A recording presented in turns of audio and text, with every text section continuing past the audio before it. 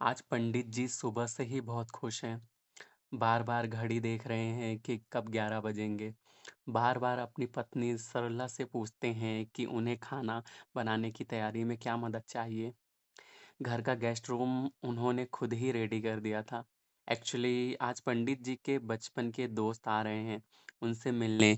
साथ में उनका बड़ा बेटा सौरभ भी आ रहा है। आखिरी बार 10 साल पहले सौरभ की शादी में अपने दोस्त सुधाकर से मिले थे पंडित जी। तब से अब जाकर मिलना हो पा रहा है। वो भी इसलिए कि सुधाकर को अपनी कुछ ज़मीन वगैरह बेचनी है, जो उसके पुरखों की किसी शहर में है। दोस्तों, आप सुन रहे हैं गीता ज्ञान SYK क्रिएटर्स के शो पर।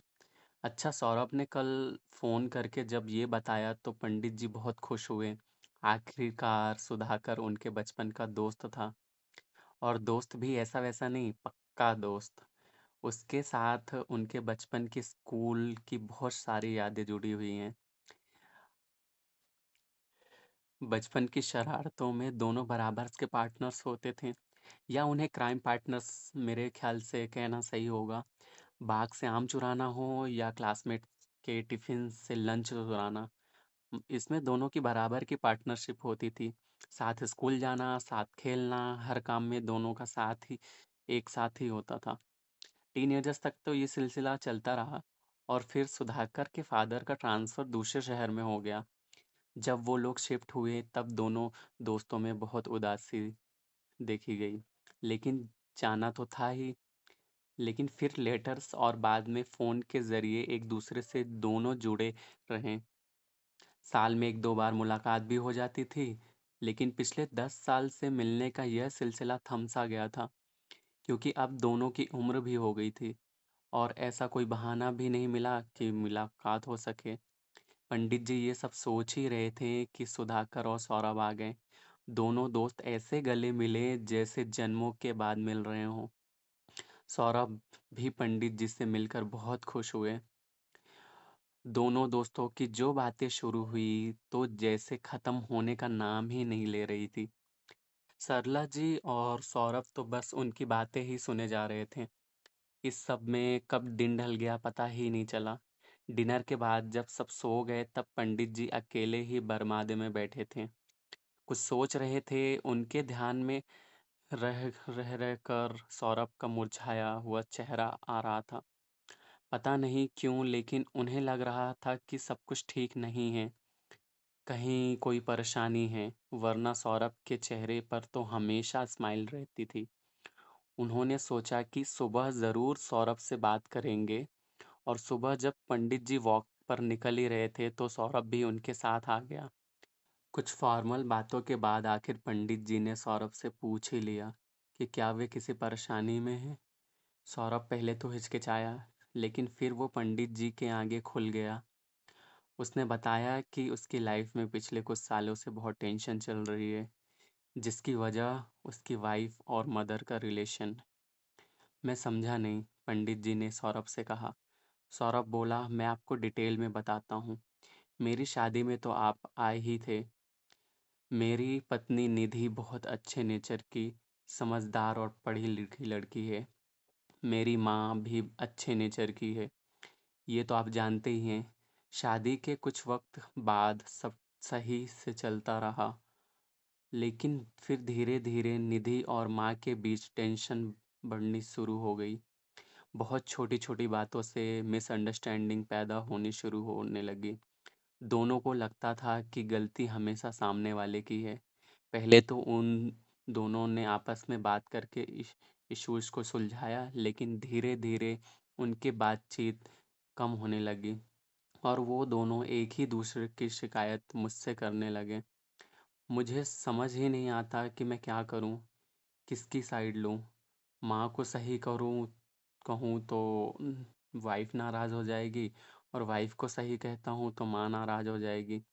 ये रोज़ रोज़ की लड़ाइयाँ इतनी बढ़ चुकी हैं कि मेरा ऑफिस से घर जाने का मन ही नहीं करता। पंडित जी को सौरभ की परेशानी अच्छे से समझ आ गई, लेकिन इसमें उनके दोस्त सुधाकर का रोल समझ नहीं आ रहा था। तुम्हारे पापा इस मामले में कुछ इंटरफेयर नहीं करते क्या? दोनों को समझाने की कोशिश नहीं करते? मेरे पापा का नेचर तो आप जानते ही हो।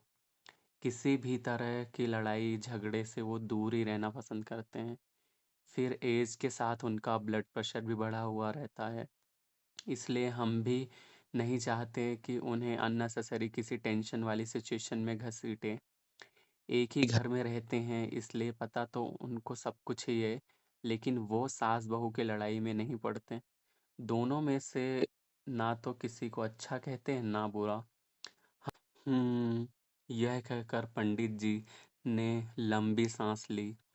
लेकिन ऐसा कब तक चलेगा? किसी ना किसी को तो उन दोनों को साथ बैठाकर बात करनी ही पड़ेगी। क्या पता जब वो साथ बैठकर एक दूसरे से बात करेंगी तो उनकी मिसअंडरस्टैंडिंग दूर हो जाए। मैंने कोशिश की थी अंकल, लेकिन कोई फायदा नहीं हुआ। निधि अब उस घर में और रहना नहीं चाहती, और मैं इस उम्र में अपने पेरेंट्स को छोड़ना नहीं चाहता, लेकिन वाइफ को भी परेशान नहीं देख सकता। अब आप ही बताइए मुझे कि मैं क्या करूं? तुम्हारी सिचुएशन देखते हुए मैं तुम्हें गीता से ये श्लोक सुनाता हूँ।